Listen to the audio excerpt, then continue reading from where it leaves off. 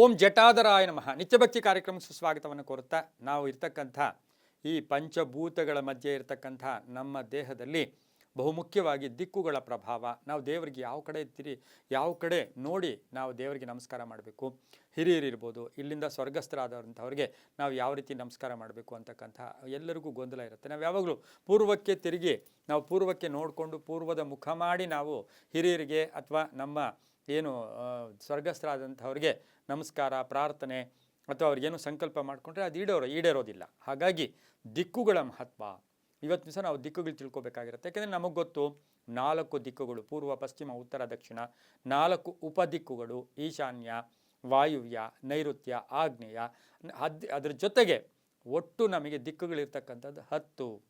ಯಾಕೆ 4 ದಿಕ್ಕುಗಳು, 4 ಉಪದಿಕ್ಕುಗಳು, ಇನ್ನೂ 2 ದಿಕ್ಕಿದೆ. ಒಂದು ಊರ್ಧ್ವ ದಿಕ್ಕು, ಒಂದು ಅಧೋ ದಿಕ್ಕು.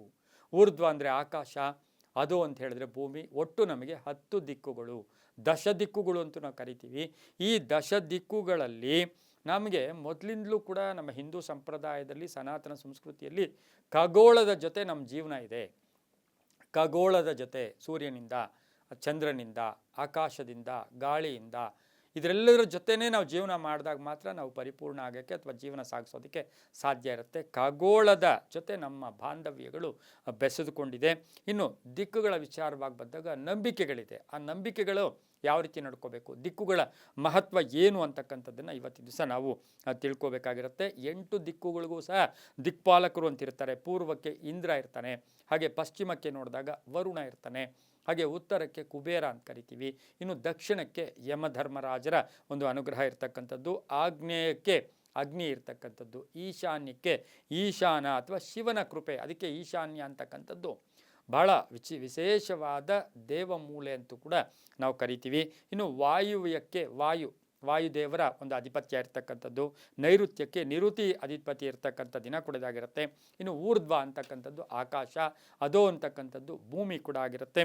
ಈ ಒಂದು ನಾವು ಇವತ್ತಿನ ದಿವಸ ಯಾವುದೇ ದೇವತೆಗಳ ಪೂಜೆ ಅಥವಾ ದೈವಾನುಗ್ರಹಕ್ಕೆ ಪಾತ್ರರಾಗಬೇಕು ಅಂದರೆ ಪೂರ್ವಾಭಿಮುಖವಾಗಿ ಇಂದ್ರನ ಮುಖ ಮಾಡಿ ನಾವು ದೇವರ ಪ್ರಾರ್ಥನೆ ಅಥವಾ ನಮ್ಮ ಸಂಕಲ್ಪಗಳು, ಪ್ರಾರ್ಥನೆಗಳು, ಜಪಗಳು, ಪೂಜೆಗಳು ಇವೆಲ್ಲವನ್ನೂ ಕೂಡ ನಾವು ಪೂರ್ವಕ್ಕೆ ನಿಂತು ಪೂರ್ವ ಮುಖ ಮಾಡಿ ನಾವು ಪೂಜೆಯನ್ನು ಮಾಡಿದ್ದೆ ಆದರೆ ಸಾಕಷ್ಟು ಶ್ರೇಷ್ಠ ಫಲಗಳು ಕೂಡ ಸಿಗುತ್ತೆ. ನಮ್ಮ ಮನೆಯಲ್ಲಿ ದೇವ್ರ ಮನೆ ನಾವೆಲ್ಲೋ ಒಂದು ಕಡೆ ಪಶ್ಚಿಮ ಮುಖ ಮಾಡಿದೆ ಅಂದರೆ ನಾವು ಪೂರ್ವಕ್ಕೆ ಇಟ್ಕೊಳ್ಳಿ. ಉತ್ತರಕ್ಕೆ ದೇವರಿದ್ದಾರೆ, ಉತ್ತರದ ಕಡೆ ಮುಖ ಮಾಡಿದೆ ಅಂದರೆ ಆಗಲೂ ಕೂಡ ನಮ್ಮ ಬಲಭಾಗಕ್ಕೆ ದೇವ್ರ ಮನೆ ಇರುತ್ತೆ.